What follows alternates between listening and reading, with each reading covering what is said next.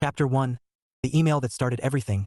James Wilcox had always believed that life made more sense when broken down into manageable parts. Supply chain management suited him for exactly that reason. Problems arrived in pieces, were solved in pieces, and went out the door in well-organized pieces. His personal life followed a similar logic. Tasks, responsibilities, 2 kids, a cat, a mortgage. A steady drumbeat. Predictable, reliable, peaceful. He liked peaceful. Wednesday morning was no exception. After the department head meeting, a monthly ritual filled with PowerPoints, coffee strong enough to wake the dead, and a heated debate between finance and procurement that he suspected could survive the apocalypse. James returned to his office, set down his notebook, and reached for the mug his daughter Abby had customized for him. The mug read, "Best Dad, Worst Cook." He'd earned both titles. He was halfway through his first sip when his computer chimed with a new email. Nothing unusual about that. Emails were like pigeons, persistent, mildly intrusive, and often impossible to ignore when they wanted something. But this one wasn't normal. The sender read, "Madaline Cross, CEO." James froze with the mug halfway to his lips. He blinked once, twice, as if the email might vanish if he stared long enough. Didn't. He pulled the mug away, set it down, and clicked the message. "James, lunch today? My office at 12:30. M. Cross." No subject line. No explanation. No smiley face or friendly punctuation. Just a request from the highest office in the building. His stomach tightened. "Well," he muttered to himself, "that can't be good." By noon, he'd already imagined every possible scenario, most involving layoffs, division restructuring, or a long speech about changes in organizational direction. None of the candidates were pleasant. James prided himself on being reasonable, but being summoned by the CEO without context could rattle even the most zen-like employee. And he was not zen. He was orderly. That was different. At 12:25, he walked toward the executive suite, smoothing his shirt as he went. He didn't wear ties often. They made his neck itch, but Abby had insisted on ironing this one last night, so he would look like a functional adult. Now it felt like a noose. He reached the CEO's office, where her assistant, a cheerful woman named Carmen, beamed at him. "Go on in, Mr. Wilcox. She's expecting you." Expecting him. That felt ominous. James stepped inside. Madaline Cross's office was nothing like he imagined a CEO's workspace should be. Instead of imposing dark wood and intimidating leather, it was bright, modern, and decorated with splashes of color. A vase of fresh flowers sat on her desk, and sunlight spilled across a cluster of comfortable chairs arranged near the wall-length windows. Madaline herself stood beside the chairs, leaning over a tablet. She glanced up the moment he entered. "James," she said warmly, "thank you for coming." "Of course, ma'am." He paused, then corrected himself. "Madaline," she grinned. "Only my board calls me ma'am, and usually when they're afraid I'm about to fire them." James swallowed. Not reassuring. "Please," she gestured to a chair. "Sit." He obeyed, trying to look calm even as his pulse thudded like a warning drum. She settled into the chair opposite him, crossed her legs, and folded her hands on her lap. Then, with no hesitation whatsoever, she said, "I need to ask you a favor." The words hit him like cold water. "A favor?" he echoed, caught off guard. "From me?" "Yes," she said with a slight wince. "And it's unorthodox." That didn't sound great either. She held up a hand before he could respond. "You can say no with absolutely no consequences. I'm only asking because I trust you." James blinked again. That was twice in 2 minutes, surely a new record. "You trust me?" he asked cautiously. "Yes." She smiled faintly. "You're steady. You're discreet. And you're one of the few people in this company who doesn't start sweating the moment I walk into a room." "That's because I'm usually too confused to sweat," James said before he could stop himself. She laughed. A soft, surprised sound, and the tension in the air thinned a little. "Let me explain," she said, straightening. "This weekend, I'm attending a wedding for a close friend from college. My ex-fiancé will be there." Ex-fiancé. That was something. He's. She searched for the right word. Charming, but in the way a politician is charming. Everything is a performance. Everything is a game. And after everything we went through, I don't have the energy to deal with him trying to win the breakup again. James didn't know what that meant, but her expression told him it wasn't pleasant. She continued, cheeks flushing slightly. "I need someone I can trust to attend the wedding with me. As my date. Well, fake date. Just for the weekend." James stared. Not at her. Not at the office. At the idea itself. She mistook the silence. "Again, no pressure," she rushed. "It's inappropriate to ask. I know that. But you're the only person I can think of who won't turn this into gossip fodder. And you're calm. Solid. Which I need. Just this once." She grimaced. "I can't believe I'm saying this out loud." He lifted a hand. "Ma, Madaline. It's fine. Truly. It is." She looked honestly surprised. "Yes." He gave her a small smile. "It would be my honor to be your escort. And I promise I'll never speak a word of it to anyone." Her shoulders relaxed like he'd physically unburdened her. You're sure? She asked softly. Of course, he said. I love a good wedding. They have the best cake. She blinked, then laughed. A full, unrestrained laugh this time. You're something, James Wilcox. I get that a lot, he said, though he did not, in fact, get that a lot. She sat back, still smiling, studying him as if she were seeing someone unexpected, someone she'd never thought to look at twice. And James, who had long ago accepted that romance wasn't something real people built lives around, found himself curious. Not romantic, not hopeful, just curious. Thank you, she said sincerely. I'll send you the itinerary tonight. Dress code, hotel info, everything. Sounds good. They sat for a moment in quiet. Not awkward, not tense, just quiet. Finally, Maddy stood. I owe you lunch for real next time, she said. James shook his head. I think this favor covers several lunches. Maybe, she said with a knowing smile. But I'll buy one anyway. By the time he returned to his office, James still wasn't sure what had just happened. He sat at his desk, exhaled slowly, and rubbed a hand over his neatly trimmed goatee, the part of him currently losing the battle against gray hairs. He had agreed to pretend date the CEO at a wedding with an ex-fiancé present. This was not a normal Wednesday. Still, a small part of him, a part he didn't often listen to, felt strangely lighter. Maybe life wasn't the tidy set of bins and flowcharts he liked to imagine. Maybe occasionally it threw something unexpected at you. And maybe he didn't mind. His phone buzzed. Abby. Dad. Can you pick up more fabric scissors? I lost mine again. Don't judge. Daniel. Also, can you grab pizza? Abby lost the scissors because she was cutting pizza with them. Abby? Betrayal. James smiled. Yes. Life was still good. Confusing sometimes. Messy sometimes. But good. He typed back. On my way home after work. Try not to destroy the kitchen. A beat later, Daniel. No promises. He shook his head, pocketed his phone, and leaned back in his chair. The weekend loomed ahead like a storm with a questionable forecast. Fake dating his CEO. He really hoped the cake would be worth it. Chapter 2. A favor echoes at home. The smell of tomato sauce hit James the moment he opened the front door. Not the good kind, the someone misread the label and used oregano like it was confetti kind. A familiar soundtrack followed. The rumble of Daniel's bass heavy music vibrating the floorboards and Abby's sharp, irritated voice rising above it. You can't cut pizza with fabric scissors, she scolded from the kitchen. It was an experiment. Daniel protested. A scientific one. For the advancement of humanity. James sighed, slid off his shoes, and prepared for whatever domestic chaos awaited him. Pebbles greeted him first. Rather, Pebbles emerged from around the corner, sat in the middle of the hallway like a furry roadblock, and meowed at him in a tone that translated roughly to, dinner. Now, let me get my jacket off, James murmured. I wasn't planning on wrestling a tiger today. Pebbles flicked a judgmental ear. James stepped into the kitchen, where both teenagers froze like he'd caught them mid-heist. Hey, Dad, Daniel said, leaning casually against the counter. As if the pizza stain on his shirt weren't betraying him, Abby stood near the table, hands on her hips, ponytail bristling with indignation. Before you ask, she said, I was not the one who tried to cut frozen pizza with my scissors. I am a professional. I treat my tools with respect. James raised an eyebrow. And you didn't lose your scissors? I lost them after that, she countered. After the crime. I'll find them. But I need the backup pair. Daniel pointed accusingly. She lost them because she tried to cut open her snack packet and Abby whipped a wooden spoon at him. Not hard enough to injure, but hard enough to make him yelp. Children, James said calmly, setting the grocery bag on the counter. If I'm going to referee tonight, I need snacks. He pulled out a pizza box, which immediately earned a cheer from Daniel and a relieved sigh from Abby. Pebbles jumped onto a chair, tail swaying in approval. As the kids opened the box, Abby eyed her dad. So, you look tense. James blinked.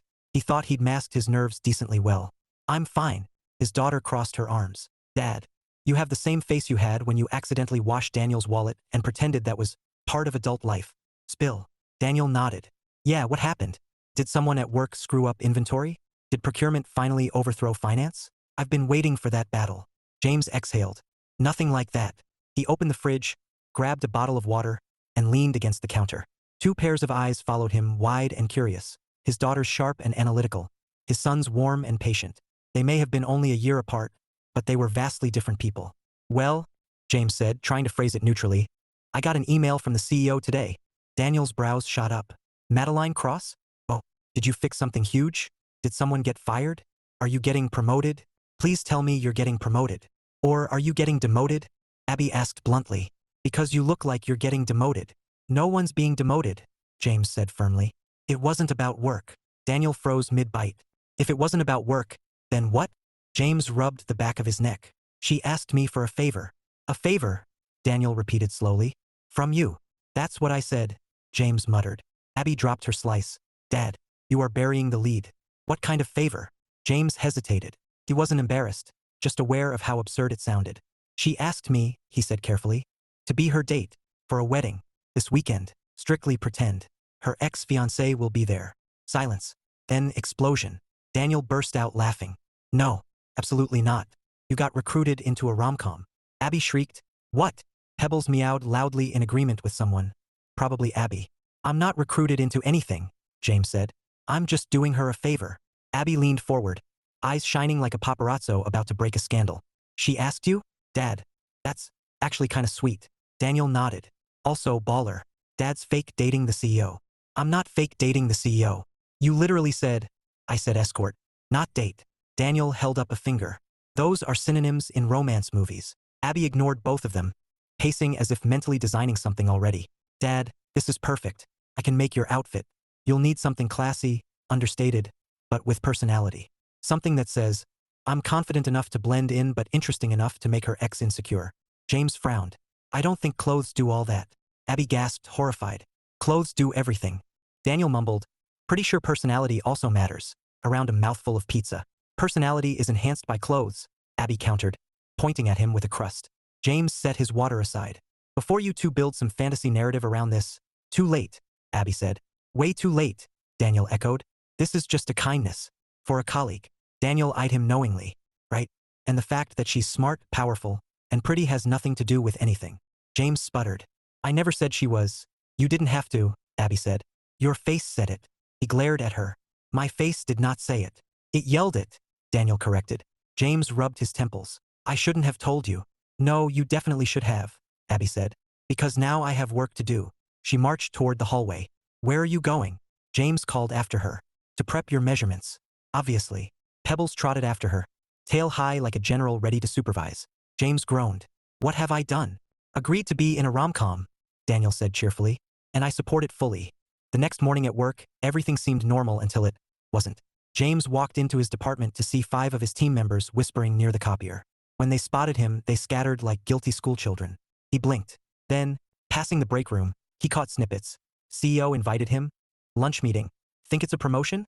James sighed. He didn't want anyone connecting dots that didn't exist.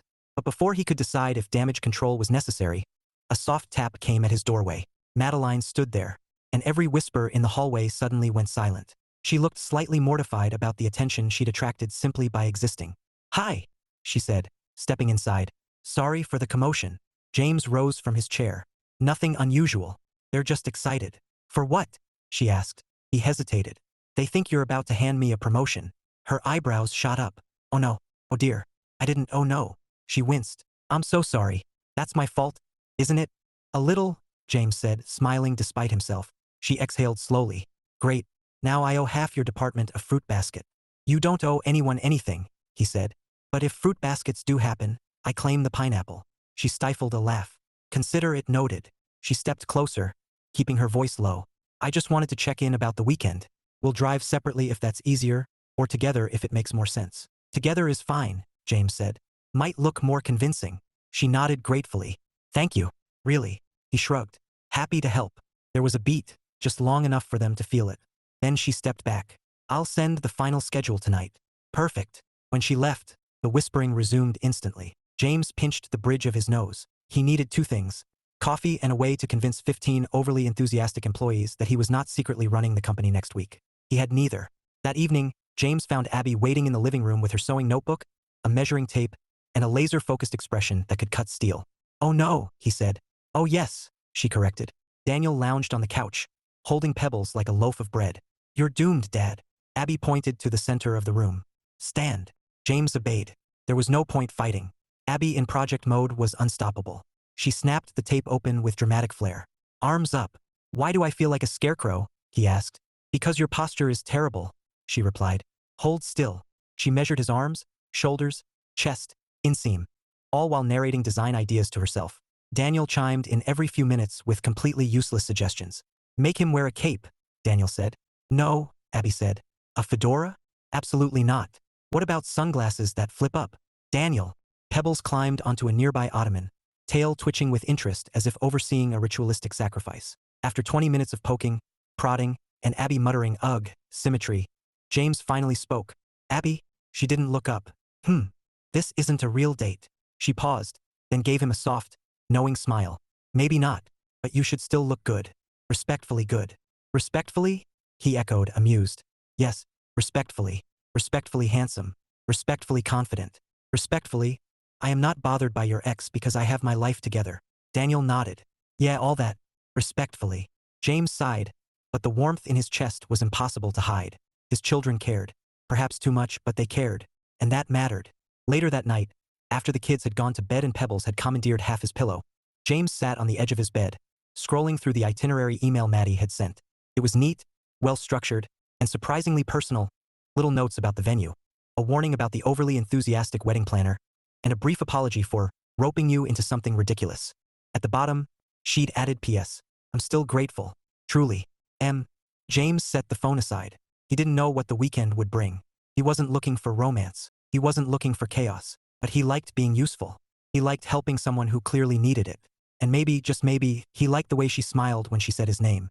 He lay back, stared at the ceiling, and exhaled. This was going to be interesting. Chapter 3: The Wardrobe That Launched 1,000 Pins. Saturday morning arrived with the kind of energy James associated with school projects, tax season, and the day Abby discovered glitter was a lifestyle, not a craft supply. He woke early, fed Pebbles before the cat could issue formal complaints, and attempted to drink a cup of coffee in peace. He failed. Abby appeared in the doorway of the kitchen like a general surveying a battlefield, hair pulled into a high ponytail, glasses perched on the end of her nose, and a notebook thick with sketches clutched to her chest. "Dad," she said gravely. "It's time." James set his mug down slowly. "Do I have a choice?" "No. I suspected as much." She marched to him, placed a hand on his shoulder, and pointed toward the hallway. "Studio. Now." Pebbles trotted after her, his striped tail flicking in what could only be described as equal parts amusement and disdain.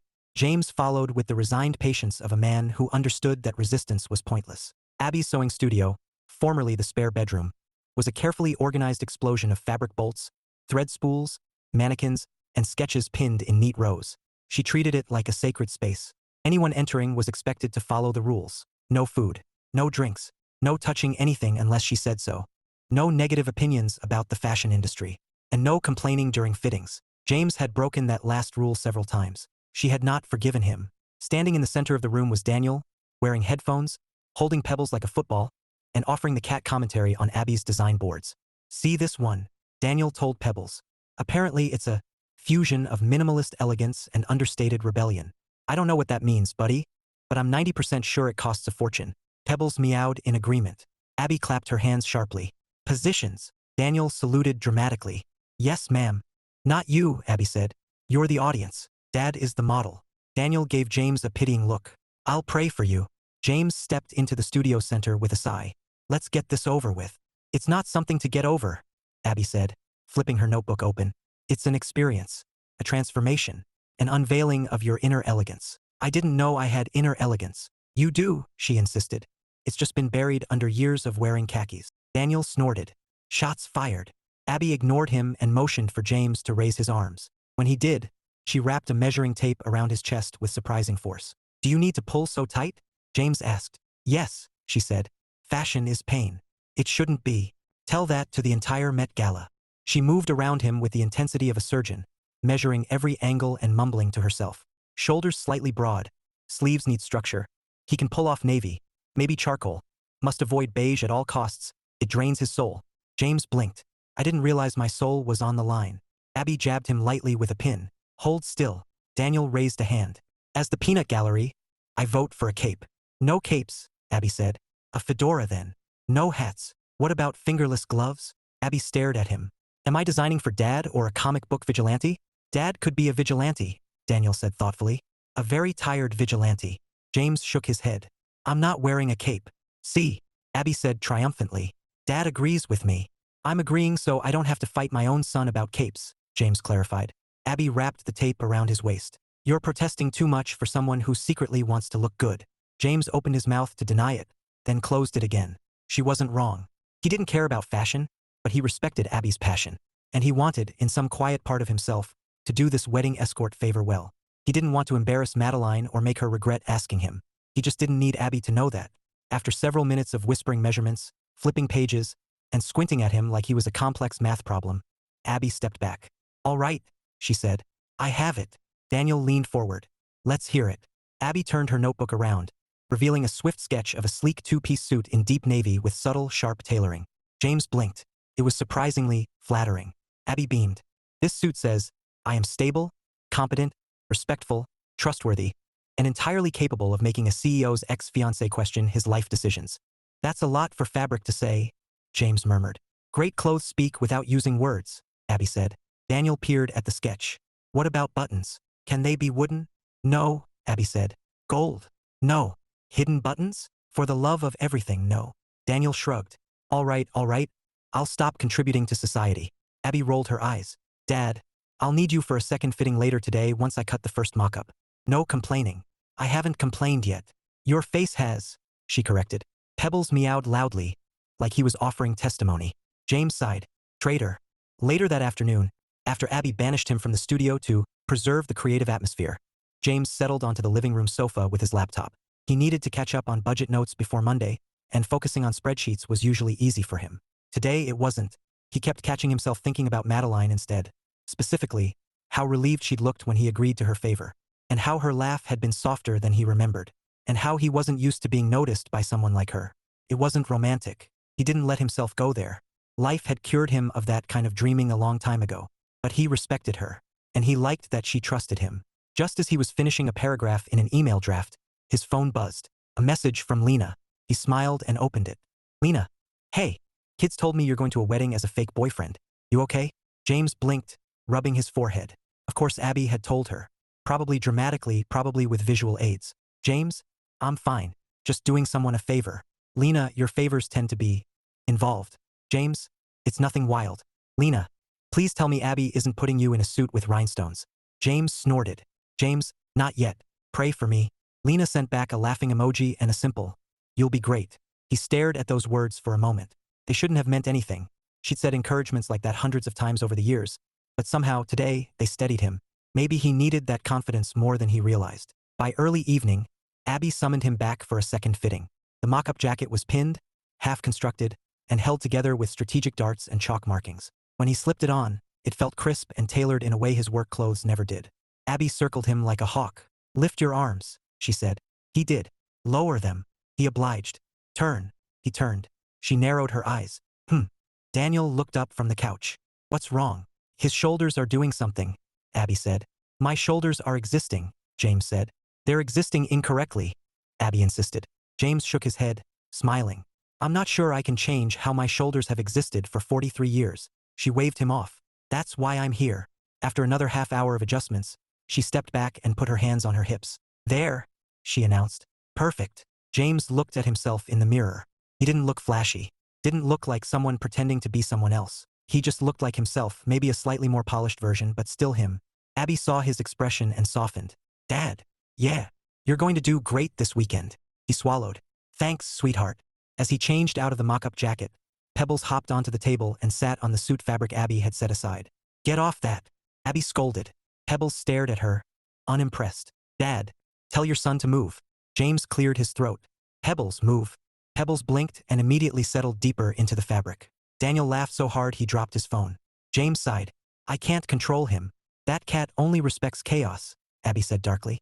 James looked from his daughter to his son to the smug cat lounging on the future suit and felt something warm thread through him. Family. Messy, unpredictable, good-natured family. Whatever awaited him next week at the wedding, he was armed with the best support team he could hope for, even if half that team had fur and an attitude problem. Chapter 4 Maddy's World. Madaline Cross woke before her alarm, as she always did. Years of conditioning.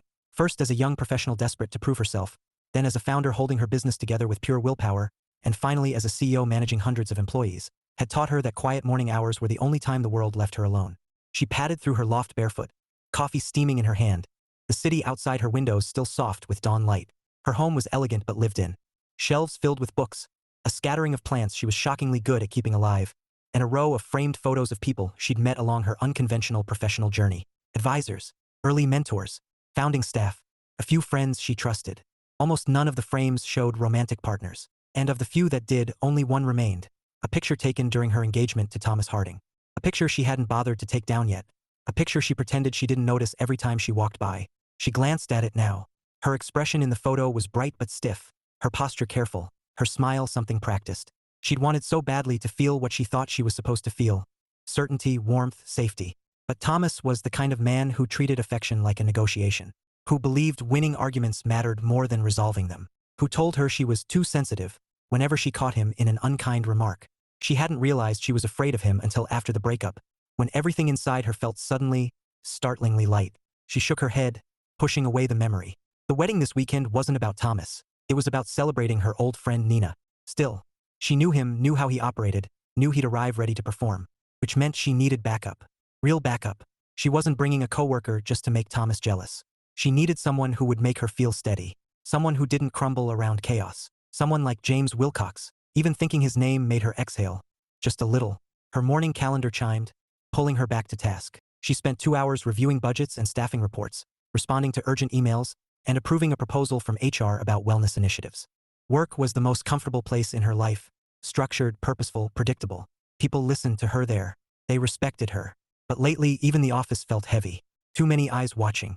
Too many voices telling her the version of herself they preferred. More assertive. Less assertive. More relatable. More polished. More visionary. Less emotional. It felt like steering a ship through fog, listening to everyone shouting directions from the deck. Which was why her brief meeting with James the day before had been unexpectedly easy. She replayed it now as she gathered her things to leave early for once. The way he'd blinked in confusion when she first explained the favor. The way he'd agreed without hesitation, as if helping her was the most natural thing in the world. And the way he'd joked about liking weddings because of the cake. The man was steady in a way that wasn't dull but comforting. Presence that didn't push or pull. A presence that simply existed, quiet, solid, grounded. She couldn't remember the last time she'd felt at ease with someone so quickly. She reached her office later that morning to find Carmen waiting with her tablet and a sympathetic look. "Rough morning?" Carmen asked. "No rougher than usual." Carmen's eyebrows lifted.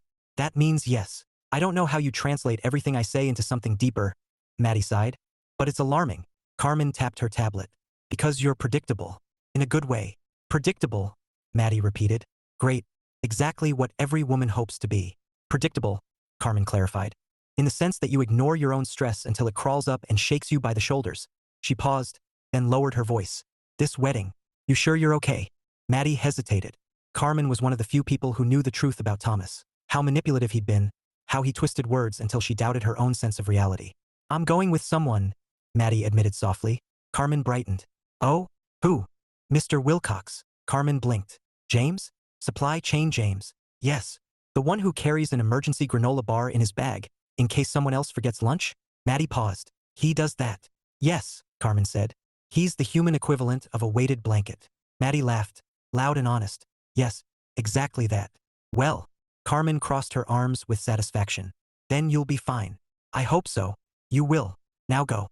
I'll handle your afternoon emails." Maddy thanked her, then slipped into her office. She had just a little time before her meeting with James to finalize a few things. But when she stepped inside and saw the flowers on her desk, bright, cheerful lilies arranged in a glass vase, her breath caught.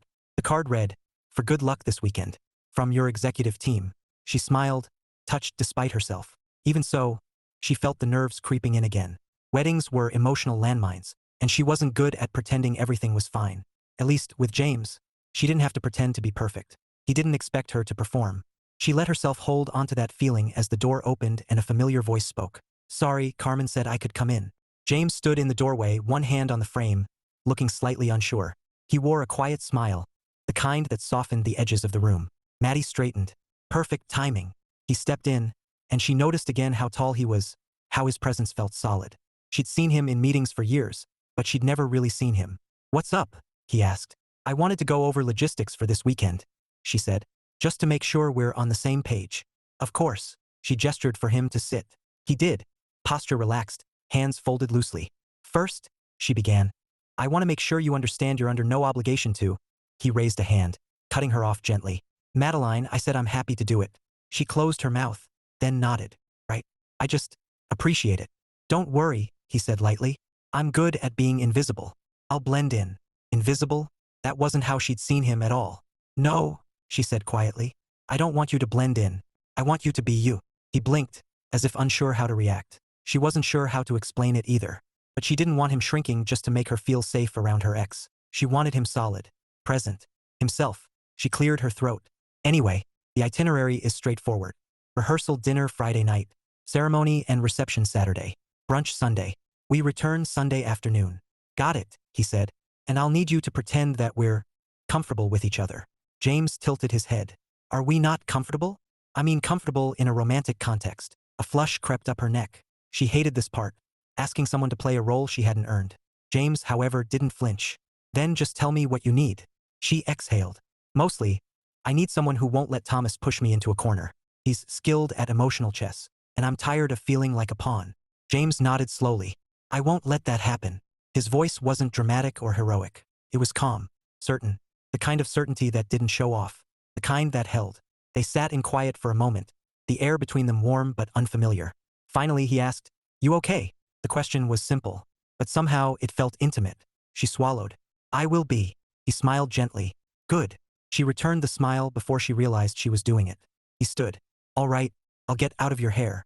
Let me know if you need anything before then. She nodded. Thank you, James. He turned to go, then paused at the door. And don't worry, I'll make sure the weekend goes smoothly. She felt something loosen in her chest. I know you will. He nodded once and slipped out. Maddy stood for a long moment after the door closed, staring at the flowers, the sunlight, the place he had been sitting moments earlier. She didn't know what this weekend would bring. But for the first time in a long time, she wasn't afraid. And that was because of him. Chapter 5 Road Trip to Trouble. By Friday afternoon, James had triple-checked the locks, fed Pebbles, left Abby a small emergency fund for fabric, and reminded Daniel not to heat pizza directly on the stovetop burners. Not that Daniel would listen, but the gesture counted. He loaded his overnight bag into the back of his car, making sure Abby's garment bag, containing the painstakingly crafted suit, lay flat. Losing Abby's trust was more terrifying than any corporate crisis. The drive to pick up Madaline took 20 minutes, long enough for him to cycle through 6 entirely unnecessary worries. Was he overdressed? Underdressed? Would her ex be the cartoon villain Abby envisioned? Would James remember which fork was the fancy one? What if he sneezed at the wrong moment? Could a fake boyfriend ruin a wedding? When he pulled up in front of Maddie's condo building, she stepped outside before he could text her. And instantly, every anxious thought evaporated. She wore a soft blue blouse and charcoal slacks, her hair pinned neatly back, her demeanor composed but not tense. She wasn't intimidating the way people often described her. She looked approachable, human, almost relieved to see him. She opened the passenger door. You're early.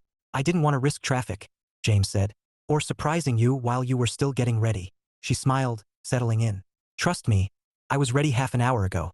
Too much nervous energy. That makes 2 of us, he admitted. She looked at him, surprised. You're nervous. Deeply. She laughed, buckling her seatbelt. James, you're the calmest person in my department meetings. Yes, but those meetings don't usually involve pretending to be someone's romantic partner. Fair point, she said. As he pulled onto the road, the silence that followed wasn't awkward. If anything, it felt comfortable, natural.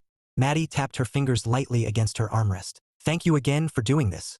You've thanked me 3 times already, James said. I think we're even. No, she murmured, staring out the window.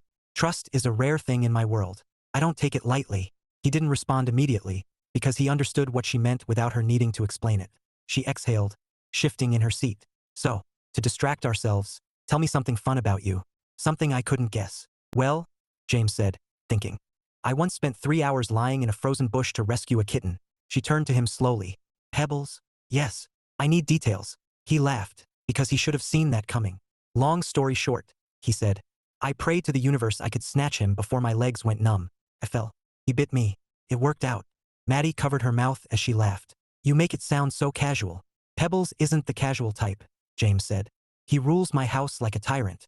Good, she said. Someone needs to keep you humble. James side-eyed her. You enjoy teasing me, don't you? She lifted a brow, feigning innocence. Only a little. They continued driving, swapping small stories. Her disastrous attempt at baking bread during lockdown. His ongoing feud with the office printer. Her childhood nickname that she made him swear never to repeat. By the time they reached the resort town 2 hours away, the early tension was almost entirely gone.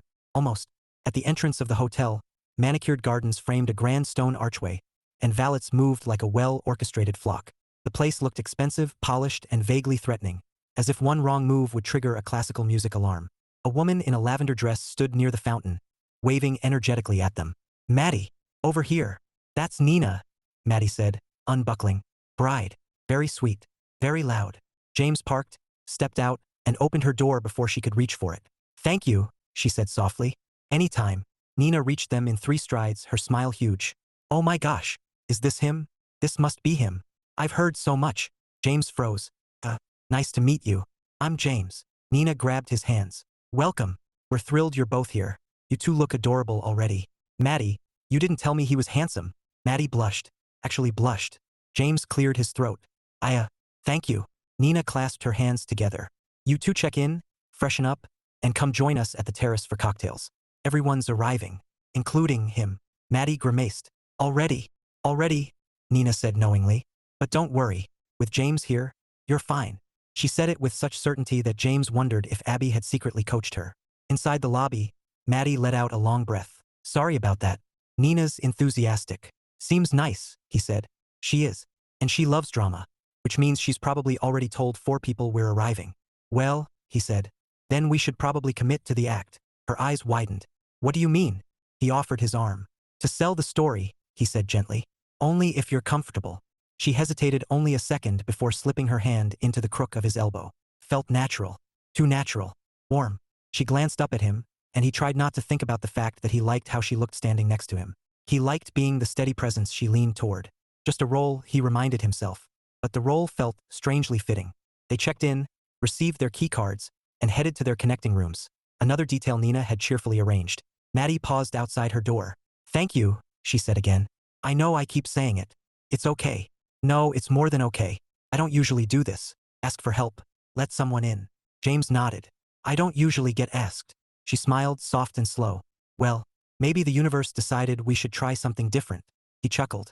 Maybe. She hesitated, lowering her voice. Are you all right with tonight? The rehearsal dinner. I'll be fine, James said. Are you all right? She lifted her chin. I will be. He nodded. Then we'll be all right together. Something flickered in her expression. Relief, maybe gratitude, maybe something else. She slipped into her room, leaving him alone in the hallway. James unlocked his own door, stepped inside, and leaned back against it with a long exhale. This was supposed to be simple, but nothing about the way she looked at him in the car, or the way she slipped her hand into his arm, or the way her laughter had softened the tension in her shoulders. Nothing about any of that felt simple. He didn't know what to do with that yet, but he knew one thing for certain. He was going to protect her this weekend. From her ex, from gossip, from whatever emotional storm she feared. And, if he was honest with himself, he hoped she'd trust him enough to let him. Chapter 6, The Rehearsal Dinner and the Ex-Fiancé. The rehearsal dinner was held on the hotel's terrace, a sweeping outdoor space strung with warm lights and overlooking the rolling hills beyond the resort. A soft breeze carried the smell of rosemary and grilled citrus from the open kitchen. Guests clustered in small circles of chatter, glasses clinking gently in the background. James and Maddy arrived side by side. She looked stunning. Her dress a simple but elegant silver that complemented her posture and confidence, though he could see the tension she held in her shoulders. He walked beside her not to command attention, but to anchor her, and she seemed to draw something steady from his presence. When they stepped onto the terrace, a few heads turned. Weddings came with their own social ecosystem, and new arrivals, especially ones on the arm of someone as notable as Madaline, were prime subjects of curiosity. Nina spotted them first and rushed over, practically glowing. There you two are. Perfect timing. Come say hi. Everyone's dying to meet you. James smiled politely. Just point me where you need me. Nina looped her arm through Maddy's, leaning close. He's adorable. You're adorable. You're going to cause a scene. Maddy muttered. Please don't start. Nina ignored that completely. Come on.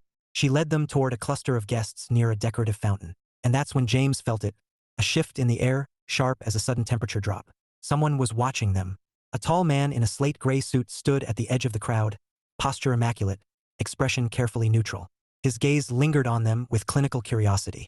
Eyes too polished, smile too controlled. Thomas Harding. Maddy stiffened nearly imperceptibly beside James. Only someone standing as close as he was would have noticed the subtle inhale, the slight tightening of her hand at her side. James didn't speak. He simply touched her back gently, just enough for her to know he was there. She glanced up at him, meeting his eyes briefly. There was gratitude in that look, and something cautious but warm. Then Nina announced cheerfully, drawing attention. Everyone, this is my brilliant friend Maddy and her boyfriend, James. Maddy blinked. Boyfriend? Nina winked. Fake or not, go big or go home. James stifled a laugh he didn't dare let out. Well, that ship had sailed. A small wave of supportive gasps rippled through Nina's friend group. Introductions followed. Fast, enthusiastic, a jumble of names James tried to commit to memory and immediately forgot. And then Thomas approached. Madaline. His voice was smooth, velvety, trained for charm in the way a blade is trained for cutting. It's been a long time.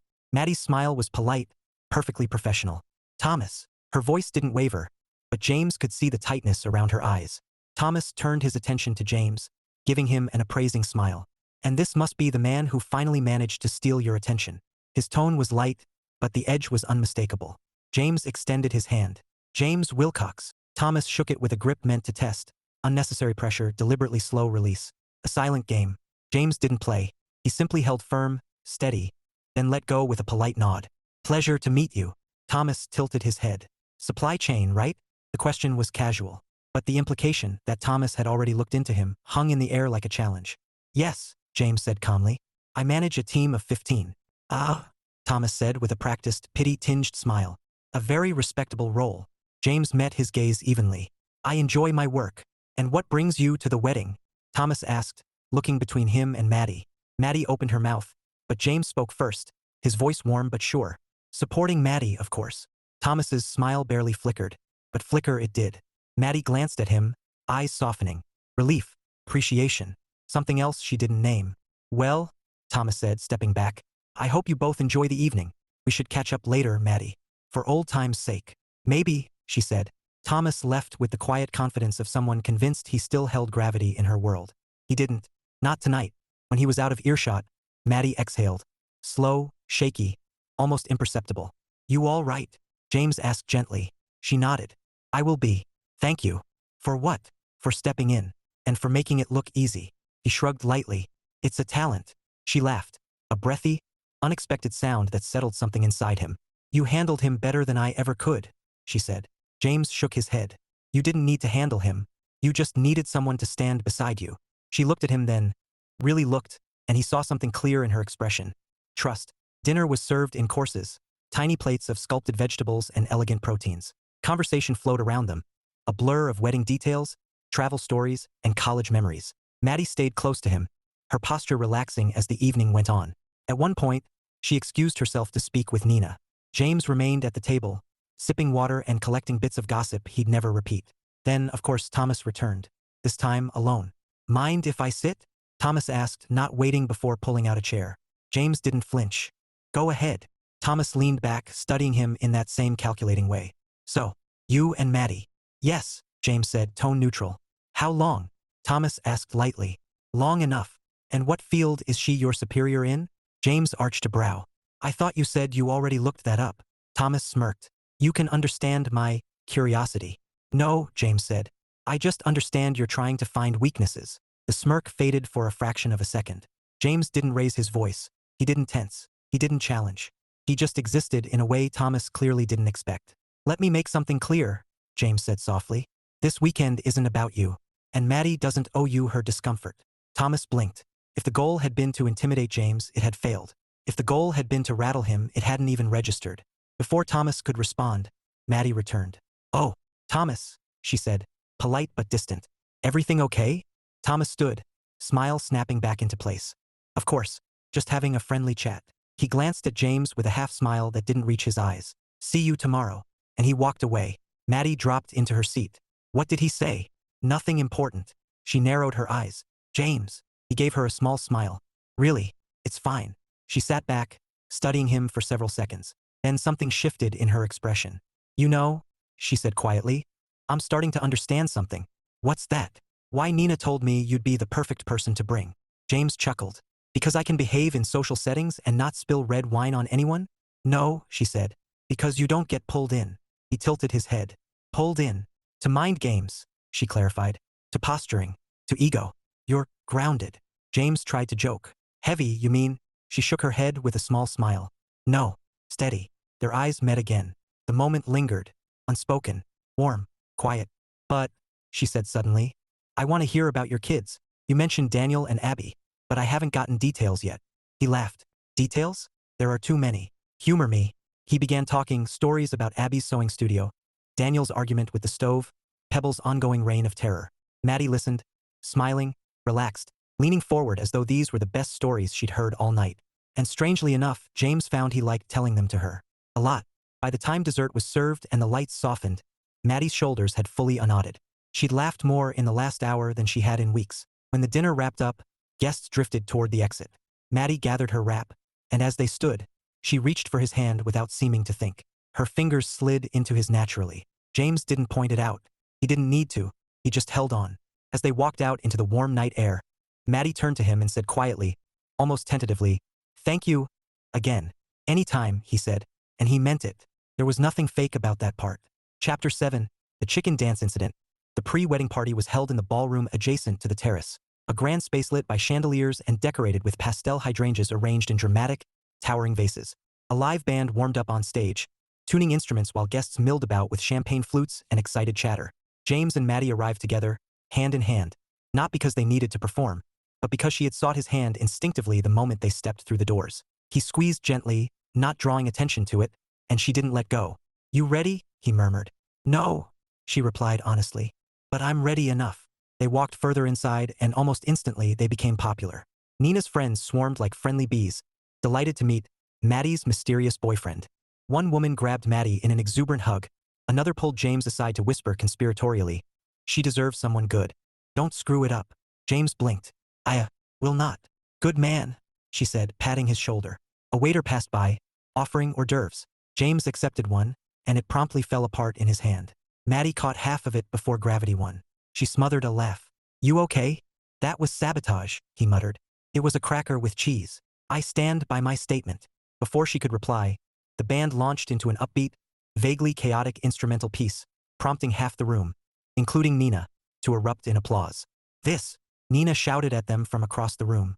"This is the warm-up before the real fun." Maddy groaned. "Oh no." "What?" James asked. "The wedding planner is obsessed with 90s novelty dances," she said bleakly. "Just brace yourself." James wasn't sure what brace yourself meant in this context, but he soon found out. The band transitioned, without warning, into the unmistakable chords of the chicken dance. Half the room squealed. The other half cheered. Nina threw both arms up like she was calling upon ancient dancing spirits. James stared, expression blank. "You're kidding." "I never kid about weddings," Maddy said in monotone. People began flapping their arms enthusiastically.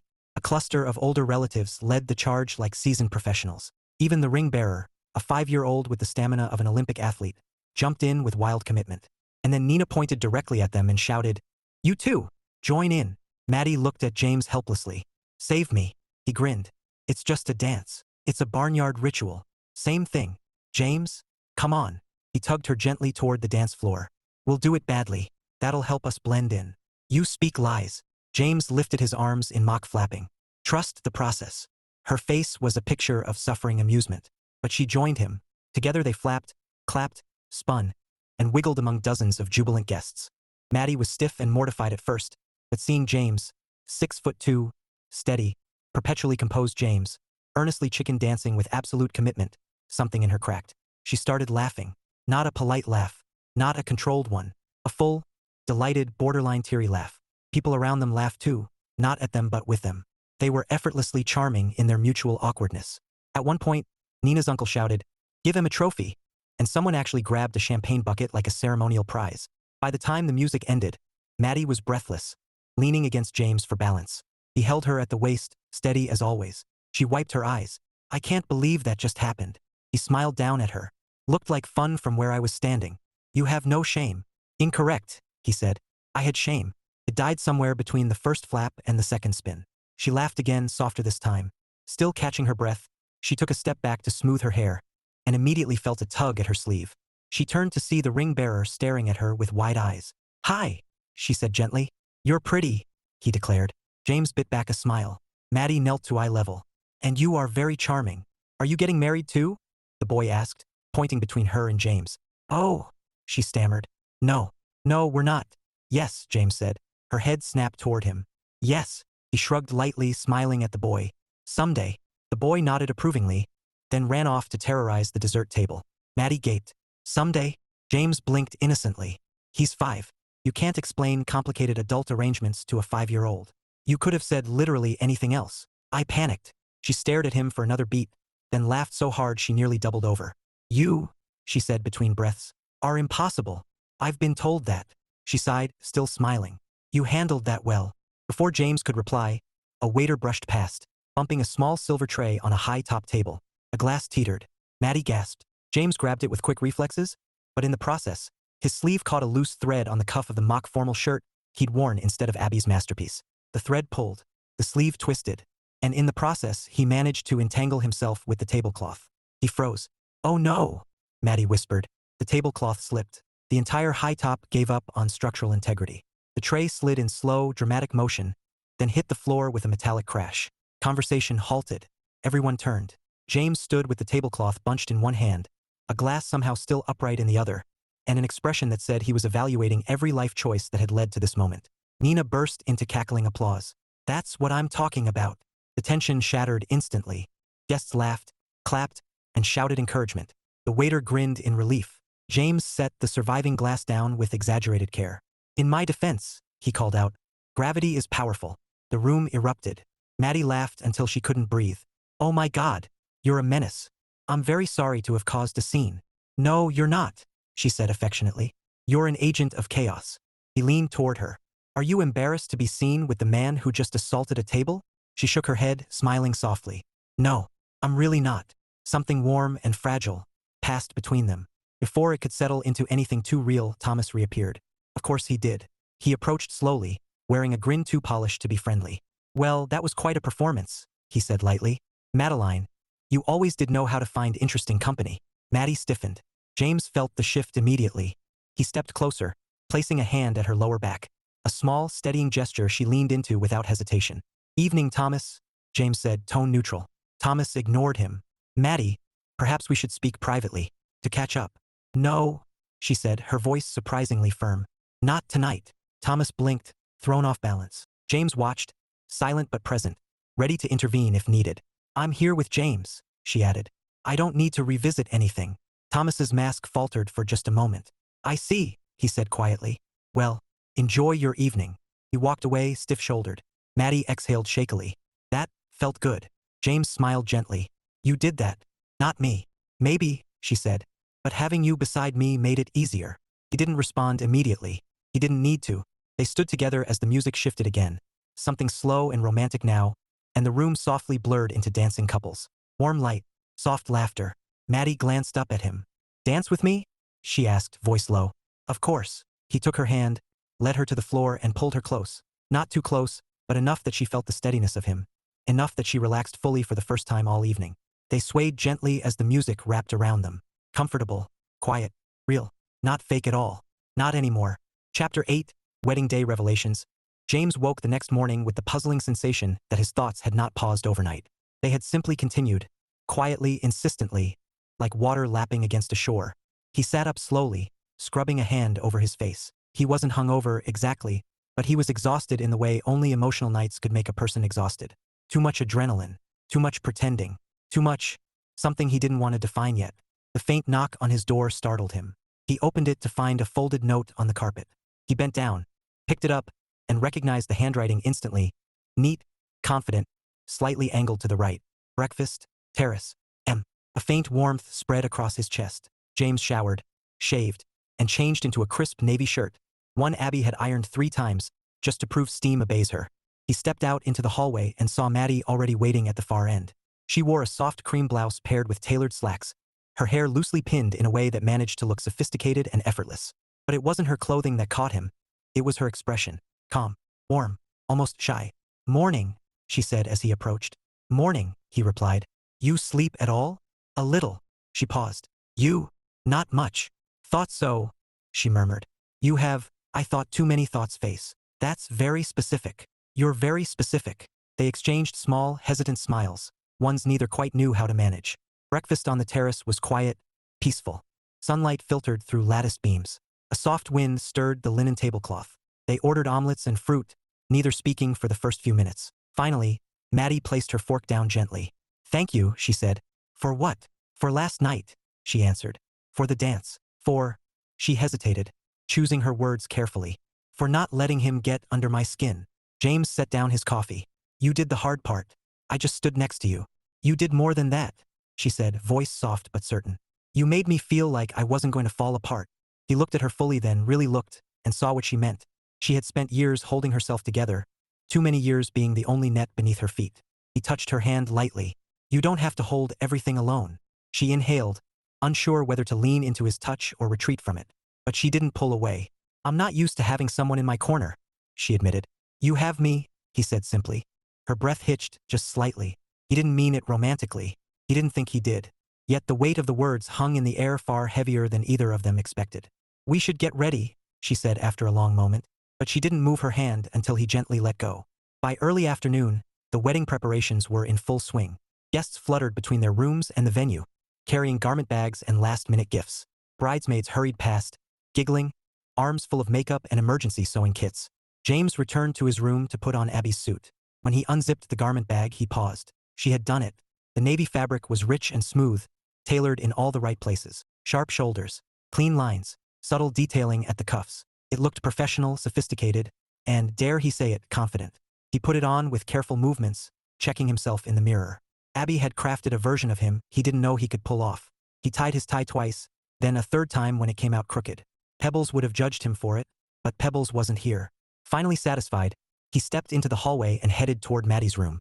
Her door opened before he reached it, and he forgot how to breathe. Madaline Cross stood framed in soft hotel lighting, wearing a slate silver gown that skimmed her figure gracefully. The bodice was simple but elegant, the skirt flowing without excess. Her hair fell in gentle waves around her shoulders. She looked refined, yes, but also warm, alive, and startlingly real. "Wow," she said quietly, taking him in. "James, Abby's work is incredible. She'll be insufferably proud to hear that," he said, unable to hide his quiet smile. Maddy stepped closer. "Let me fix this." She reached up to straighten his tie. Her fingers brushed the base of his throat, and he felt the contact like a surge of electricity he did not want to acknowledge. When she finished, she didn't step back immediately. Their faces were close, too close for two people pretending anything. "You ready?" she asked quietly. "Yes," he said, matching her tone. "You?" Her lips curved. "Now I am."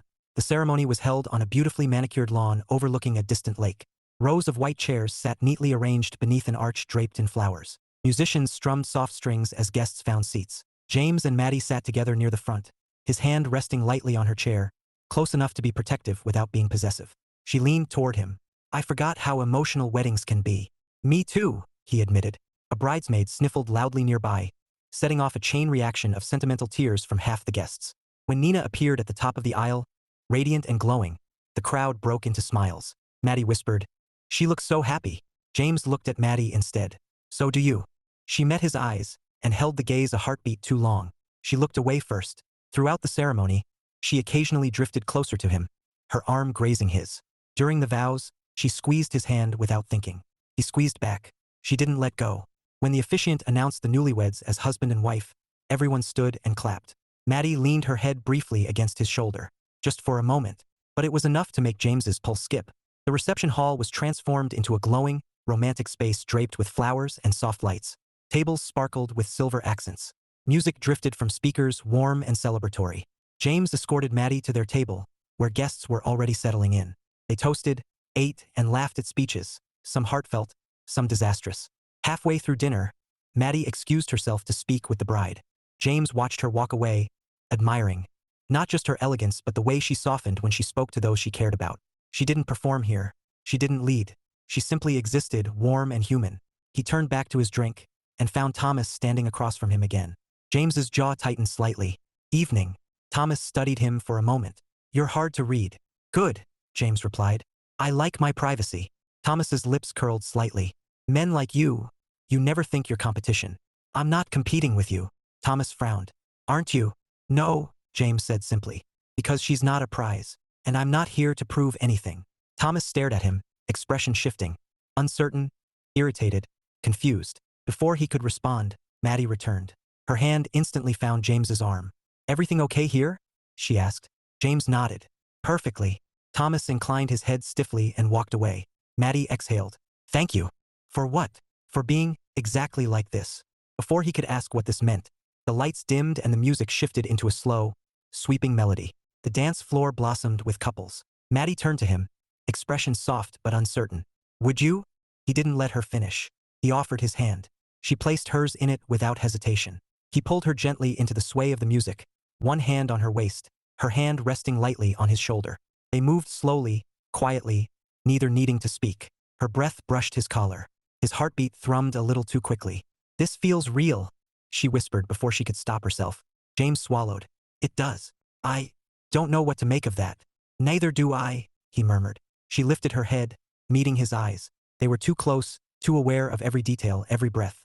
He didn't kiss her. But for a moment, just a single, suspended heartbeat, they both wanted to. She leaned her forehead against his chest, breath shaky. James held her a little closer. Neither of them said a word. And neither of them pretended. Chapter 9, Return Trip Complications. The drive back on Sunday afternoon should have been peaceful. James had packed neatly, double-checked the room for forgotten chargers, left a small thank-you note for housekeeping, and carried Maddy's overnight bag to the car without being asked. It all felt normal enough. Routine. Steady. But the moment he and Maddy pulled out of the resort parking lot, an unfamiliar quiet settled between them. Not the easy quiet they'd shared on the trip there. This one was dense, fragile, full of unspoken thoughts neither dared to poke too hard. For the first 15 minutes, the only sound was the hum of tires on the highway. Finally, Maddy cleared her throat softly. Did you sleep okay? He kept his eyes on the road. Not really. You? A little, she said. My mind wouldn't settle. Oh, he said quietly. Mine either. Her hands folded in her lap. It was an intense weekend. That's one word for it. She looked out the window. You were incredible, James. Truly. You made everything easier. You made me feel safe when I didn't expect to feel anything but dread. He tightened his grip on the wheel, not because he was tense, but because her honesty landed too close to the place he was trying not to examine. I'm glad I could help, he said softly. You helped more than you know. The problem was, they both knew it hadn't felt like acting. Not entirely. She hesitated. And the dancing last night. He exhaled. Yeah. I'm not imagining things, right? That felt different. It did, he admitted. They fell silent again. Maddy shifted slightly, turning more toward him. James, I'm afraid this is going to sound ridiculous. He gave her a small, reassuring smile. Try me. I don't want to misinterpret anything, she said. You were helping me. You were acting. And I'm grateful. She struggled, searching for words that didn't exist. I don't want to assume there was something more when maybe it was just the moment. Just the job. His stomach tightened. The word job hit harder than he expected. Right, he said quietly. Of course. She winced. That came out wrong. No, he said, staring ahead. It's fine. You're right, we made a deal. And now that it's over, we go back to normal. She looked down at her hands. I didn't say I wanted that. He hesitated. Didn't you? I don't know. Her honesty was raw, vulnerable, dangerous, and he felt something inside him pull back, instinctively, protectively, toward the safety of routine. He forced a breath. I don't want you to feel pressured, or obligated, or confused. I'm not confused, she said softly, just unsure what to do with the feelings that showed up. He glanced at her then, just a quick look, but she saw it, the flicker of fear, the quiet retreat. She whispered, James, what are you thinking? He tightened his grip on the wheel. I'm thinking I have responsibilities. 2 kids still at home. A job that depends on clear boundaries. A life that finally makes sense. Is that your way of saying I don't fit in it? She asked, hurt but composed. No, he said quickly. That's not what I meant. Then what did you mean? He swallowed hard. I'm afraid of messing things up. For you. For me. For everything. She stared at him for a long time. You're pulling away. I'm trying not to, he said, voice strained. But I don't know how one weekend fits into the real world. And I don't want to start something we can't finish. Those words hung in the air, heavy, final, wrong. Maddy sat back slowly. I understand. He hated how quickly she put her walls back up. How easily she hit hurt with practiced grace. I didn't mean, it's okay, she said, her voice gentle but closed. You don't owe me anything beyond honesty. But that's not, really, James. It's fine. The quiet that followed wasn't fragile or uncertain. It was protective. Distance. Polite, careful distance. And it hurt far more than he expected. They didn't speak much for the rest of the drive. They exchanged polite comments about the weather, the traffic, the upcoming work week. Small talk that felt like wearing a suit tailored for someone else. When they finally reached Maddy's building, James parked and stepped out to carry her bag. She let him, but her shoulders were straight, her expression composed, her smile practiced. He hated that too. Thank you, she said softly when they reached the entrance. For the weekend? James asked. For everything, she corrected. He nodded, unsure what else to say. If you ever need anything, I know, she said. And the same to you. Polite farewell. Nothing more. She turned to go, then stopped and looked over her shoulder. For what it's worth, she said, voice low. You didn't mess anything up. Then she disappeared inside. James stood there for a long moment, feeling something he rarely allowed himself to feel. Loss for something that had never fully begun. He arrived home to find the living room in chaos. Fabric scraps covered the dining table. A stack of half-finished art projects littered the counter. Pebbles sat triumphantly on a pillow shaped like a croissant. Abby barreled out of the hallway. Dad, you're home. How did it go? Did you embarrass yourself? Did anyone spill on your suit? Did you fall down? Daniel leaned out from the kitchen. Did you punch the ex-fiancé? Actually, don't answer that. Mom would make you fill out paperwork. James set down his bag and forced a smile. It was fine. The wedding was beautiful. Everyone behaved. You're dodging the question, Abby said. Yes, Daniel added. And you have that face. What face? James asked. Emotion's face, Abby said bluntly. So spill. Nothing to spill, James said tiredly. It was a long weekend. I'm exhausted. Abby's expression softened. Okay, we'll let you breathe. For now, Daniel added. Pebbles hopped onto James's shoe and meowed, tail flicking in accusation. And you? James muttered, scooping the cat up. Better not have terrorized the babysitters. Pebbles purred in absolute denial. James carried him to the couch, sank down slowly, and let out a long breath. The kids went back to their projects, giving him space without saying so. Pebbles curled into his lap, warm and heavy. Hours later, after dinner and stories and both kids retreating to their rooms, James stood in the quiet kitchen staring at the darkened window. He'd thought the weekend would be simple. He'd been wrong. He'd thought stepping back would protect both of them. He wasn't sure it protected anyone. And for the first time in years, he found himself wishing he had someone to talk to about something other than kids, work, or spilled coffee. He whispered into the quiet, "What am I doing?" Pebbles flicked an ear but offered no wisdom. And James realized with a dull ache that he missed her. Not the idea of her. The truth sat uneasily in his chest. But he wasn't ready to face it yet. Chapter 10 Real Life and Unspoken Feelings. Monday morning arrived with the kind of dull gray sky that made the world feel heavy around the edges. James drove to work with his coffee untouched, Pebbles' fur still clinging to his shirt, and a knot in his stomach he couldn't quite shake. He'd barely slept. Every time he closed his eyes, he saw Maddy on the dance floor, or on the terrace, or standing outside her building, her expression carefully composed as she said goodbye. He had done the right thing, he told himself. He had protected them both. And yet, nothing about the memory felt right. Walking into the office, he noticed the chatter before anything else. People stood in clusters, talking animatedly about weekend activities. Someone had brought in donuts. Someone else argued about whether meetings should start with icebreakers. Normal energy. Except James felt like he'd returned from a completely different world. His team greeted him warmly. Margaret asking about the wedding, Tony requesting a signature, Becca reminding him a vendor call needed rescheduling. None of it was difficult. In fact, he welcomed the routine. Steady tasks, clear expectations, no complicated feelings. He answered emails, reviewed contract proposals, and finalized a quarterly projection. Work was peaceful, predictable, a set of problems he could solve with numbers and logic. So why did he keep glancing at his door, half expecting Maddy to appear? Why did his chest tighten every time he thought of her? Around mid-morning, he received a message from Carmen. The CEO is working from home today. No meetings, just FYI. He stared at the email longer than necessary. Good. She deserved rest. Or maybe she was avoiding him. He didn't know which possibility hurt more. He tried to refocus on budget lines, on shipping schedules, on vendor compliance. But nothing settled. Everything blurred. And every time his phone buzzed, his heartbeat spiked, only to crash when it wasn't her. By lunchtime, he realized he'd read the same paragraph 3 times and absorbed exactly none of it. When the day finally ended, he drove home with the feeling of being slightly unmoored. And as soon as he stepped through the door, Abby and Daniel looked up from the couch like sharks, sensing emotional blood in the water. "You're home," Abby said, narrowing her eyes at him.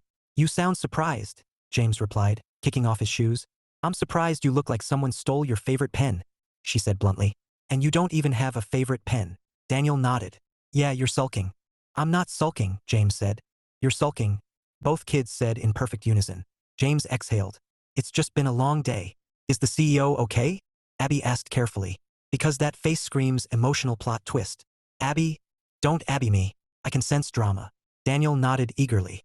"And heartbreak, and regret, and—" "Stop," James groaned. "Stop, both of you." Abby plopped onto the chair opposite him, arms crossed. "Dad, did something happen?" James hesitated, not because he didn't trust them, but because he didn't know how to explain something he didn't fully understand himself. "I think I mishandled something," he said finally. "With Maddy." Daniel blinked. "The CEO?" "Yes." Abby leaned forward, fierce and focused. "Dad, what did you do?" He rubbed the back of his neck. "I got nervous about complicating things, and I pulled back." She misunderstood. "And now it's," he gestured vaguely. "Bad," Abby offered. "Hurtful," Daniel suggested. "Awkward," Abby added. "Yes," James said, deflating. "All of the above." His children exchanged a look, One of those silent sibling conversations conducted at the speed of judgment. Abby spoke first. Dad, is it possible you like her? He stopped. Tried again. Failed again. It's not that simple. Daniel shrugged. Feels simple from here. It's not, James insisted. I've got responsibilities. You both come first. My job matters. I can't just run around chasing feelings. Abby softened. We know we come first. That doesn't mean you can't have someone in your life, Dad. Daniel pointed at him with a slice of leftover pizza. Yeah, man. You deserve actual happiness. Like grown-up happiness. The kind that doesn't involve arguing with procurement. James gave a weak, rueful smile. You two are impossible. Learned from the best, Abby said. Pebbles meowed judgmentally from atop the refrigerator. And him, Daniel added. He's also impossible. James leaned back, staring at the ceiling. I don't know if I messed up or not, but I hate how things ended. Abby's voice softened. Then talk to her. It's not that easy. Dad, she said. It's exactly that easy. He didn't reply, because deep down he knew she was right, but fear made him stubborn. Fear, and memories of a marriage he couldn't save no matter how hard he tried. He didn't want to disappoint someone again. He didn't want to disappoint himself. Daniel nudged his foot lightly. You're a good dad. A good guy. It's allowed to be your turn now. James looked at them. His kids, nearly grown, wise and kind and mercilessly perceptive. Then he let out a long breath. Maybe. Abby smiled. Good. That's the start. The next morning, everything felt slightly off at work. People moved around normally, but James felt out of rhythm with the day. His first meeting started late. His inbox was twice as full as usual. He couldn't concentrate, couldn't settle, couldn't shake the feeling that something important was sitting just outside his reach. And then, at 10:03 a.m., he opened his inbox to find a single message from Maddy. Short, polite, distant. Thank you for your support this weekend. I appreciate your help. MC. No warmth, no humor, no spark of the woman who'd laughed in his arms. Just professionalism. It hurt more than he wanted to admit. He stared at the message, his chest tightening. He typed 3 different replies and deleted them all. Too formal, too personal, too apologetic, too hopeful. Nothing felt right. Nothing felt like enough. Finally, he stood abruptly, earning a few curious glances from his team, and walked to the break room, gripping the edge of the counter until his knuckles whitened. He hated this distance. He hated that he'd let fear steal something that had barely started. He hated that he'd told himself he didn't want fairy tales, only to discover he wanted something. Not fantasy. Connection. Something real. Something that felt like the way she had looked at him on the dance floor. Something he'd walked away from. Later that evening, back home, he paced the living room while Abby watched him with raised eyebrows. You're thinking loudly, she said. I need to fix this, James murmured. Took you long enough, Daniel said, munching chips. Abby grabbed her phone and held it up. Do you want me to draft a text for you? Because I will. No, James said. This isn't a text conversation. Abby nodded approvingly. Good. So what are you going to do? Daniel asked. James drew a deep breath, the kind taken before jumping into cold water. I'm going to talk to her, he said. In person. Abby threw both arms up. Finally. Daniel nodded solemnly. May the emotional odds be ever in your favor. Pebbles meowed, leaping onto the couch arm like a furry general preparing for battle. And James knew, without a doubt, that running away from this wasn't an option anymore. He had to see her. He had to try, even if he didn't know where it would lead. Chapter 11. The cat, the kids, and the CEO. By Tuesday evening, James felt like a wind-up toy that had been wound too tight. He couldn't focus at work. He couldn't enjoy dinner. He couldn't get the memory of Maddy's carefully composed smile out of his head. He had made a mistake, and the longer he let it sit, the worse it felt. He stood in the kitchen, staring at the mug Abby had made him best dad, worst cook. And wondering how he could be good at everything except the one thing he wanted to get right this time. Dad, Abby called from the living room. Yeah, we have a situation. James blinked. What kind of situation? The Pebbles kind. That explained everything. He walked into the living room to find the front door cracked open in a way that confirmed one of the children, likely Daniel, had gone outside without checking the latch. And Pebbles was gone. Daniel sat on the floor, guilt all over his face. I swear I closed it. I think. Maybe. Probably. Abby stared at him in disbelief. Daniel. I said probably. Oh my God. Dad. Your cat is loose. He's not just loose, Daniel said solemnly. He's free. That's worse. Abby snapped. James stepped between them, raising a calming hand. All right, we'll find him. Let's start looking now before it gets dark. They split up. Abby checking the backyard, Daniel scouring the front bushes, and James walking down the street calling Pebbles' name like someone looking for a very small, very disobedient child. Neighbors peeked out their windows as he walked past, calling, Pebbles, Pebbles, buddy, come on. Nothing but the sound of distant cars and the faint rustle of leaves. James ran a hand through his hair. Great, he muttered. Now I'm losing a cat and my sanity in the same week. He hadn't realized how far he'd wandered until his phone buzzed in his pocket. He pulled it out, expecting a text from Abby. It wasn't. It was from Maddy. Is everything okay?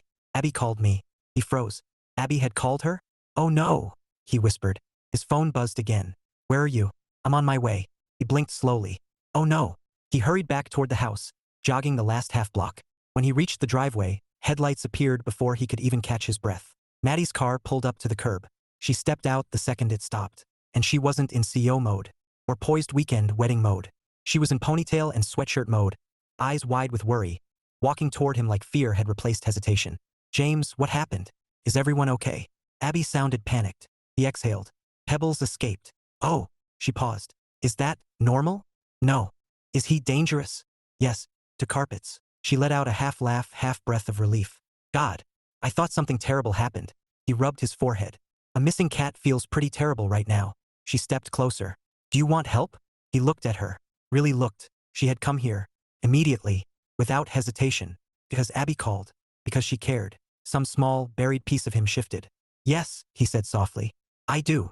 She nodded, slipping her phone into her pocket. Where should we start? Abby rushed out of the house at that moment. Maddy. Hi, sorry. I freaked out. I didn't know who else to call. It's okay, Maddy said gently. It's good you did. Daniel appeared behind her. If the cat dies, Dad will die. And then we'll be orphans. You will not be orphans, James muttered. I'm just saying, Daniel said. He really loves that cat. I do, James admitted. Even when he destroys everything I own. Maddy hid a soft smile. Then let's find him. They split into pairs, Abby and Daniel circling the block, Maddy walking beside James down the street. It was quiet for a few moments. James cleared his throat. Sorry you got dragged into this. I'm not sorry, she said. I'm here because I want to be. He swallowed. They walked past a neighbor's yard, calling Pebbles' name. Nothing answered but crickets. At the risk of sounding ridiculous, Maddy said quietly, I'm glad I'm here. James slowed. Why? She looked at him, not avoiding his gaze this time. Because I've hated the distance between us. His heartbeat kicked up. She kept walking, hands tucked into her sleeves. I know why you pulled back. I understand it. But I need you to know something. He waited. You didn't scare me away. You didn't ruin anything. I was just hurt. Because it felt real. To me. He stopped walking. So did she.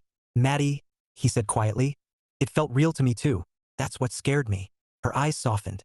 Why? Because I've spent so long not wanting, not expecting, anything like that again. Not for me. Not with my life. Not with the kids. Not after everything. He shook his head. But that weekend made me feel something I didn't think I'd feel again. And I panicked. She stepped closer. You could have just said that. I didn't know how. She breathed in, slow and steady. James, I don't need a fairy tale. I don't want something perfect. I want something honest. Something steady. Something that feels like the man who held my hand at a wedding and didn't let go when I needed him. His chest tightened. I want that too. But, she asked softly. He swallowed. But I'm careful. Because relationships change things. And I'm afraid of hurting you. Or the kids. Or ruining the work dynamic. Or, she gently touched his arm. You don't have to have all the answers tonight, she said. You just have to stop running away from the ones you already know. He exhaled shakily. She stepped even closer. And maybe, start running toward something instead. Before he could reply, a faint, indignant meow sounded from under a neighbor's porch. James blinked. Pebbles? Another angry meow. Maddy stifled a laugh. Oh my God. He sounds furious. James crouched, peering beneath the porch slats. Two glowing eyes glared back at him. There you are, he said softly. Come here, you little menace. Pebbles hissed. Not at James, but at a leaf that drifted too close, and crawled out with dramatic reluctance. James scooped him up without hesitation. Pebbles immediately latched onto his shirt like a furry barnacle. I've got him, James shouted. Abby and Daniel sprinted over, cheering. Dad. Yes. Maddy stepped beside him, watching the scene unfold. Her smile wasn't bright or performative. It was warm, soft, hopeful. As James stood there holding Pebbles, surrounded by his relieved children, he looked at her over the cat's striped head. She met his gaze without flinching, and in that moment, standing in a suburban street at dusk, fur on his shirt and kids laughing behind him, he knew. Real life didn't need to be a fairy tale. It just needed to be honest, and he wanted her in it. Chapter 12, A Proposal with No Ring. The next morning began with the quiet thrum of normal life, coffee percolating, the distant hum of early morning traffic, and Pebbles perched proudly on the back of the couch like he'd won a heroic battle instead of hiding under a porch. James moved through the kitchen more slowly than usual, the weight of the previous night settling over him like a coat he couldn't take off. But it wasn't heavy in a bad way. It was heavy with possibility. Abby studied him over her cereal. So, what's the plan? What plan? He asked, pouring coffee he didn't actually want.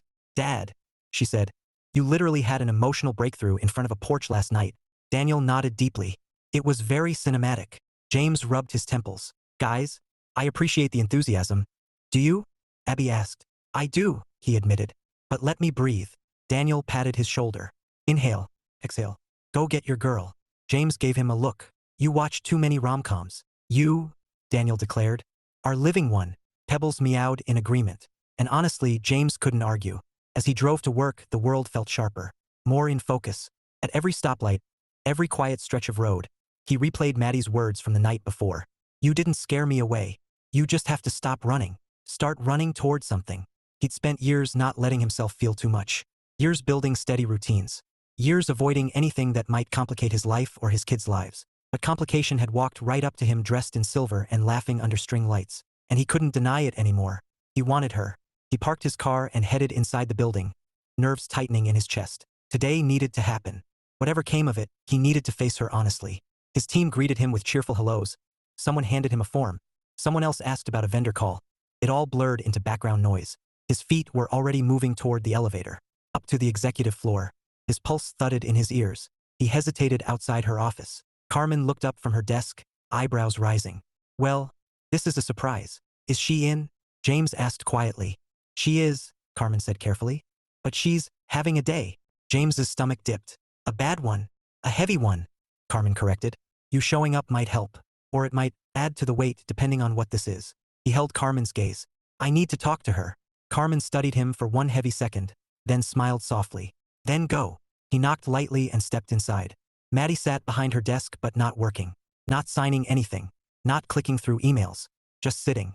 Staring out the window, arms loosely crossed. Her expression tired in a way that didn't come from lack of sleep. She looked up slowly when she heard him. Hi, she said. Her voice was soft, neutral, guarded. James's chest tightened. Hi, he said back. Do you have a minute? She hesitated. Is everything okay in your department? This isn't about work, he said gently. Her posture shifted, subtle, but cautious. Then what is it about? He stepped forward. Not too close, but close enough that she could see he wasn't hiding anything. I owe you honesty, he said quietly. Real honesty, not the polite version. She exhaled and leaned back in her chair. Okay, he swallowed. I pulled away on the drive home. I shouldn't have. I made you feel like what happened between us was a mistake. Her gaze lowered. It's all right. No, he said firmly. It isn't. Her eyes flicked up, surprised by the certainty in his tone. James drew a steady breath. You were right. I was scared. Not of you, never of you, but of caring again. Of letting someone in. Of ruining something before it started. She didn't respond. She looked at him with an expression halfway between vulnerability and disbelief. But last night, he continued, searching for pebbles with you, talking honestly with you, that helped me see something I've been ignoring. Maddy's fingers curled gently around the edge of her desk. What's that? That I don't want to keep pretending I don't feel this. Her breath caught. James stepped closer, slowly, giving her every moment to stop him. I don't know exactly what this looks like. I don't know how to make it perfect, but I want to try, and I'd like the chance to figure it out with you. He paused, heart pounding. So this is a proposal, he said softly. Not for anything big, not a ring, just a real chance, a beginning, if you want it. Silence stretched between them, brief but full. Then Maddy stood, walked around the desk, stopped right in front of him. Her eyes shone, not with tears, but with something relieved, something hopeful that she'd been holding inside since the moment she asked him for help in her office days ago. James, she whispered, I wanted this. I wanted you to say that. I just didn't want to push you. You didn't, he said. You never did. She exhaled shakily. I was trying so hard not to hope. Me too, he admitted. And now you're here. I am. A slow smile crossed her face, soft at first, then full and bright and real. She took his hand. It's a yes, she said. Relief washed through him so powerfully he wasn't sure he could speak. She squeezed his fingers. But we'll have to talk about boundaries. Work. Public perception. My board. Your department. I know, he said. And your kids. They'll warm up. Eventually. And Pebbles? She asked teasingly. James snorted. He'll tolerate you. Maybe. She laughed. A sound so full and unguarded it made his chest feel too tight. You know, she said, stepping closer. This feels like something we should mark with something significant. Like what? He asked. A real first date, she said. One without pretending, and without an ex-fiancé lurking in the background. Good, he said. I'm better without ex-fiancés around. She smiled at him, eyes warm. Tonight, he agreed.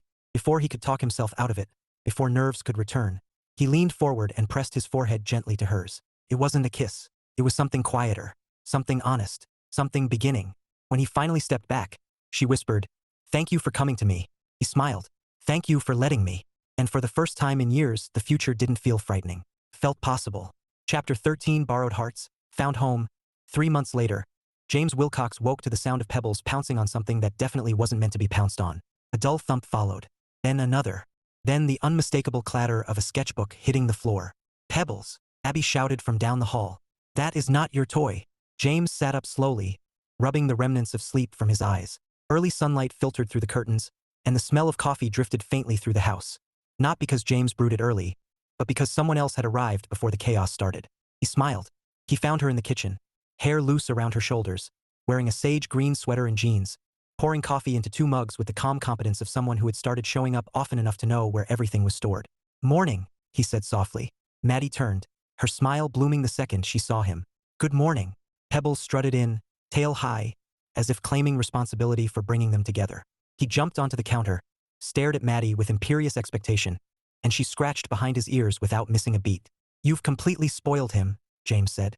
"Impossible," she replied. "He's perfect." Pebbles meowed triumphantly. From the hallway, Abby stormed in, holding her sketchbook above her head like a damaged artifact. "If your tiny tyrant touches my portfolio again," she said dramatically, "I'm selling him to the nearest wizard." Maddy laughed. "I'll protect him." "Traitor," Abby muttered. Daniel walked in next, yawning. "Morning. We out of cereal?" "Because someone ate all the chocolate rice puffs." "That someone," Abby said, pointing, "was you." Daniel shrugged. "That sounds right." James poured a second cup of coffee and handed it to Maddy, who accepted it like a familiar ritual rather than a novelty. A small, quiet sign of how far they'd come. 3 months. 3 months of honest conversations. Real boundaries, slow steps, and frequent laughter. No fairy tale whirlwind. Nothing forced. Just steady, intentional progress. Exactly what both of them needed. A few hours later, James found himself sitting in Abby's sewing studio while she arranged outfits on mannequins and pinned fabric to mood boards. She was preparing her submission for a prestigious pre-college fashion program, and the energy in the room buzzed with determination. Maddy stepped inside behind him, looking around with open admiration. "Abby, this is incredible." Abby beamed. "Thank you. I'm almost done with the portfolio. I just need a few more full-body modeling shots." Daniel wandered in holding his camera. "I still think Dad should model the modern dad chic jacket," he said. "He's got the posture for it." James groaned. "My posture? Really? It's very middle management with heart," Daniel said. "That is not a genre," Abby snapped. "It is now." James glanced at Maddy, who covered her laugh behind her hand. "You're enjoying this," he whispered. "Very much," she whispered back. She stepped forward to study the designs pinned neatly across the walls. "Your work is confident," she told Abby. "Professional. You're not just talented, you're intentional." Abby froze, blinking rapidly. "You really think so?" "I do," Maddy said. "And if you need a written recommendation from someone who reviews presentations for a living, I'd be happy to help." Abby stared at her as if Maddy had just offered her the moon wrapped in silk. Yes, please. "Oh my gosh. That would be amazing." Daniel grinned. "Maddy for MVP." James felt a warm swell in his chest watching the scene. His kids connecting with her, trusting her, letting her into their world piece by piece. It mattered more than he could ever say. He caught her gaze. She knew. It showed in her slight, soft smile. Later that afternoon, the 4 of them piled into the car to attend a family friend's wedding. The first one James and Maddy would be going to together as an actual couple, not as an elaborate ruse involving ex-fiancés and emotional espionage. Daniel insisted on DJ privileges. Abby insisted on controlling the GPS even though she had no sense of direction. Pebbles insisted on sitting on the foyer rug looking offended that he wasn't invited. James checked his tie in the rearview mirror. It was straight. Abby had ensured that. Maddy sat beside him, elegance and warmth wrapped into one effortless person. "Ready?" she asked, nudging him gently. "Completely," he said. When they arrived at the venue, a charming garden space strung with lights, James held out his arm the same way he had on that first weekend. But this time, Maddy didn't hesitate or blush or pretend. She simply slipped her hand into his with familiarity and ease. Walking in together felt, right, natural. A quiet promise rather than a performance. Nina was there, of course, loud, delighted, dramatic as ever. She rushed at them with a squeal that startled a flock of birds from a nearby tree. "Oh, my favorite couple," she cried. "And this time it's real." Maddy laughed. James pretended not to blush. Nina ignored both reactions and hugged them fiercely before racing to greet other guests. They found their seats just before the ceremony began. Music floated through the warm air, soft and nostalgic. James leaned closer. "You know," he whispered, "I still like weddings." "I know," she whispered back, "because of the cake." Maddy elbowed him gently. "Sure, the cake." They exchanged a soft smile, one filled with quiet affection and the weight of shared memories. The officiant cleared their throat as the bride appeared at the top of the aisle. Guests rose to their feet. A hush fell. As the ceremony unfolded, James's fingers brushed lightly against Maddy's. She didn't move away. Instead, she laced her hand with his, eyes on the bride but thumb tracing slow circles on the back of his hand. He didn't look at her. He didn't need to. He felt everything he needed in the warm, steady pressure of her fingers. Halfway through the vows, Abby leaned over Daniel and whispered loudly, "If Dad cries at this one, we're taking pictures." Daniel whispered back, "We're taking pictures either way." James shook his head, fighting a smile. Maddy leaned against his shoulder, amused. The ceremony ended to applause and cheers. As the newlyweds walked past, Maddy squeezed James's hand again. He glanced at her. She looked radiant, not because of her dress or the lighting, but because she looked happy. True happiness, the rooted kind. Not borrowed, not performed, earned. The reception was full of dancing, laughter, and a level of chaotic energy Abby blamed on the ambient presence of open bars and questionable playlist choices. Daniel found the dessert table. Abby mingled with anyone who so much as complimented her shoes, and James stood beside Maddy on the edge of the dance floor. She looked up at him. "So, should we dance?" he asked. "Yes." He offered his hand. "Always." She took it, and they stepped onto the dance floor. They didn't do the chicken dance, or any novelty routine. Just a slow, gentle sway to a warm melody that wrapped around them like familiar comfort. As they danced, Maddy rested her head near his heart. "You know," she said quietly, "this feels like something I wasn't sure I'd ever get." "What's that?" he asked softly. "A life that isn't lonely when the world gets quiet." He tightened his hold just a little. "You don't have to worry about that anymore." She pressed close. "Good." Neither spoke for a long moment. Finally, she whispered, "James, I'm really glad you didn't keep running." He smiled into her hair. "Me too." Across the room, Abby discreetly snapped a photo. Daniel whispered, "Ah," loud enough for James to hear. James rolled his eyes. Maddy laughed, and the moment, bright, warm, messy, real, settled into place exactly where it belonged. Not a fairy tale. Something better.